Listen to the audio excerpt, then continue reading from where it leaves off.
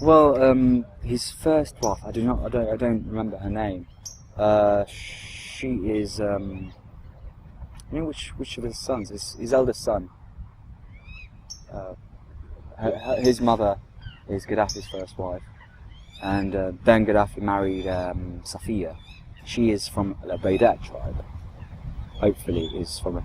We need to make sure of that before we continue on. But before you can post it, but I think she is from Al Baydat tribe, and from the east, the places where it's risen. And well, the thing is, we would expect it to calm it down, but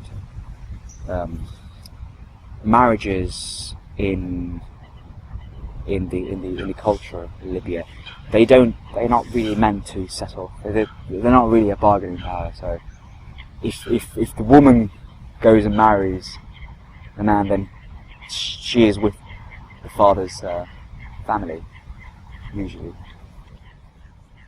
Sorry, which family is she with? Right, so man and woman get married, woman stays with man, man is always close to his family. Yeah. Woman has less interaction between. She would obviously go to. Not speaking. I heard that women keep their name in marriage in Libya. Mm-hmm. They don't adopt the husband's name. No, not at all. No.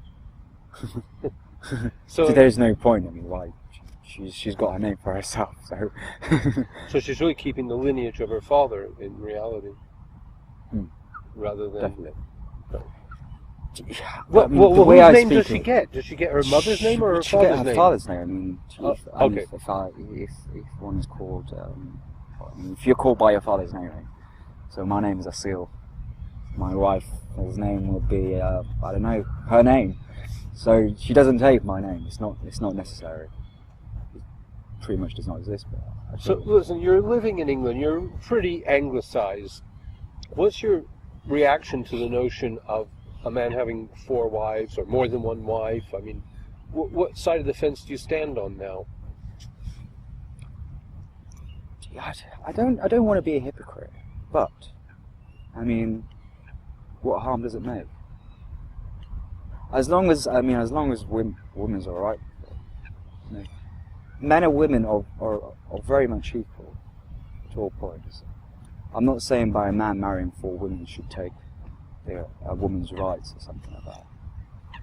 Not at all. But I mean, I do see somehow a good part of it. My grandfather, he's married 4 women.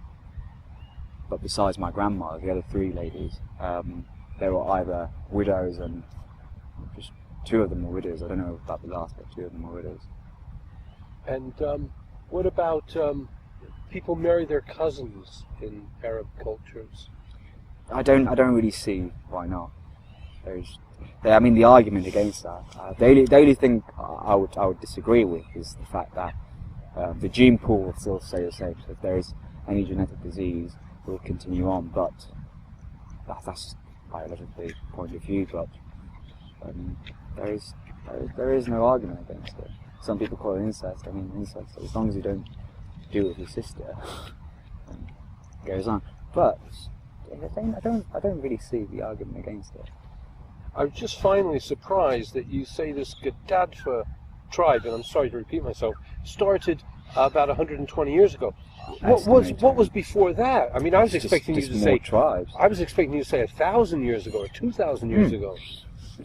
The thing is about don't get me wrong, because the years, I have no idea. It's just what you hear about when you sit over the years. You sit in the living rooms with, like, when you have visitors over and they start speaking about what happened 50 or 60 years ago, and most likely they've got the years wrong as well.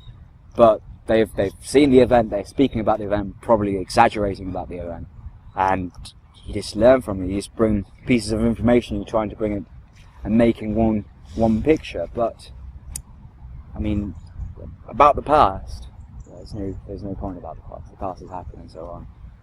The tribes have been created, and yeah, we need to look to the future.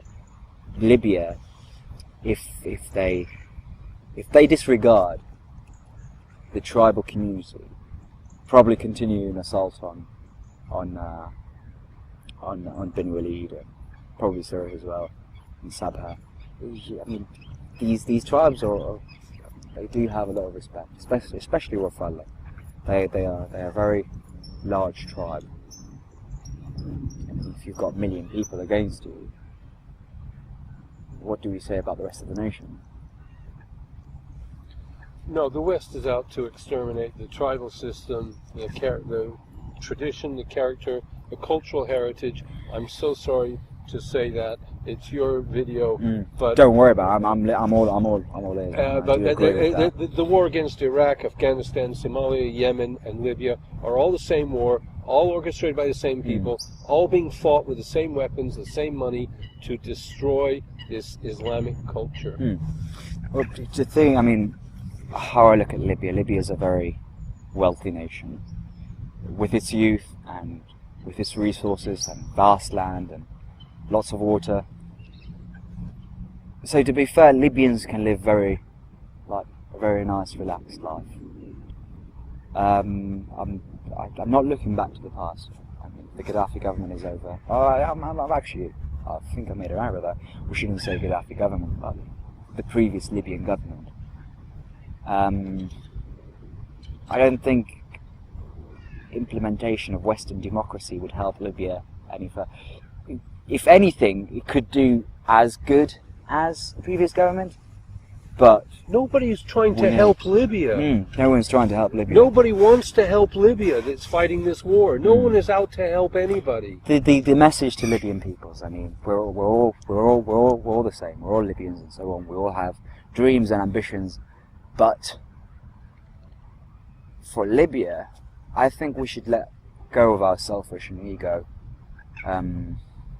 kind of dreams of us and me. It's more about the country now. If this continues, if there's anything I'm opposing in Libya at the current moment, there's two things: the NTC, National Transitional Council, controlling.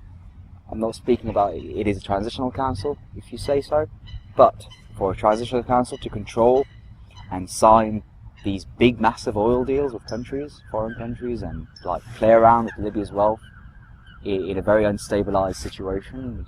This is seriously irresponsible, and this is a threat to the nation.